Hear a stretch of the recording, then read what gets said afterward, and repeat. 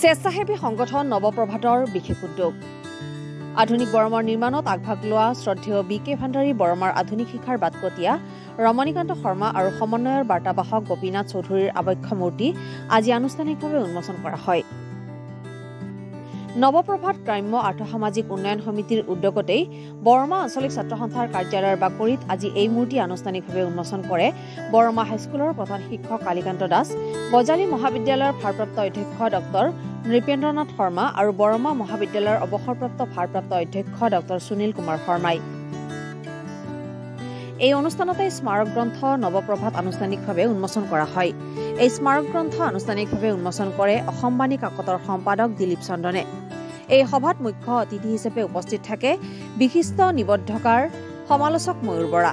এই সভাতেই হস্তি বিশেষজ্ঞ পদ্মশ্ৰী বঁটাপ্ৰাপক ডক্টৰ কুশল কোঁৱৰ শৰ্মা, বৰমা ৰাজচক্ৰ বিষয়া ঋতুপৰ্ণা দাসৰ লগতে নৱপ্ৰভাত গ্ৰাম্য আৰ্থসামাজিক উন্নয়ন সমিতিৰ ভালেসংখ্যক বিষয়ববীয়া আৰু বৰমাৰ ভালেসংখ্যক বিশিষ্ট ব্যক্তি, দল সংগঠনৰ বিষয়ববীয়াসকল উপস্থিত থাকে।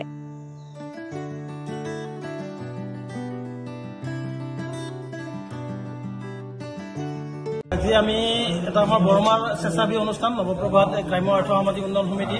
আপোনালোকে জানে আমি সমাজৰ লগত জড়িত হৈ সমাজৰ হকে আমি কাম কৰি আহিছোঁ নৱপ্ৰভাত গ্ৰাম্য আৰ্থসামাজিক উন্নয়ন সমিতিয়ে।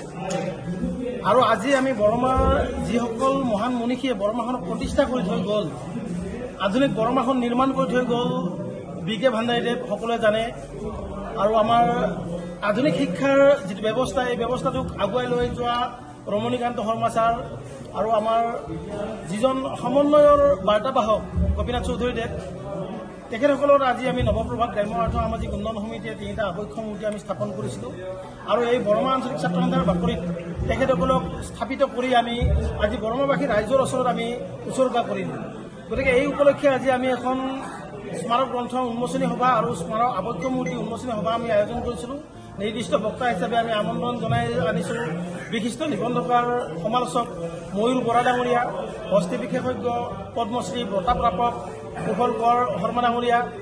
আৰু আমি আমাৰ যিখন স্মাৰক গ্ৰন্থ, এই স্মাৰক গ্ৰন্থখন উন্মোচন কৰিবৰ কাৰণে আমি আমন্ত্ৰণ জনাই আনিছোঁ বৰমাৰ সুসন্তান অসমবাণীৰ সম্পাদক দিলীপ চন্দন ডাঙৰীয়া। তেখেতসকল আমাৰ মাজত উপস্থিত হৈ আমাক ধন্য কৰিছে। আমি ধন্য হৈছোঁ তেখেতসকলৰ আশীৰ্বাদ পাই।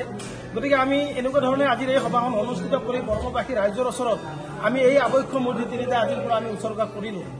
গতিকে এই ক্ষেত্ৰত আমি বৰমাবাসী ৰাইজৰ সহায় সহযোগিতা আমি কামনা কৰিছোঁ। যিখিনি দুখীয়া নিচিনা মানুহ আছে, আমাৰ পৰা সহায় লৈ আমি তেখেতসকলৰ সহায় লৈ আমি 2টা পক্ষই আমি আগুৱাই যাবলৈ সক্ষম হ'লোঁ। বৰমা ৰাইজৰ আমি বিভিন্ন আশীৰ্বাদ পালোঁ। সেই আশীৰ্বাদহীনত লৈ আমি আগুৱাই গ'লোঁ।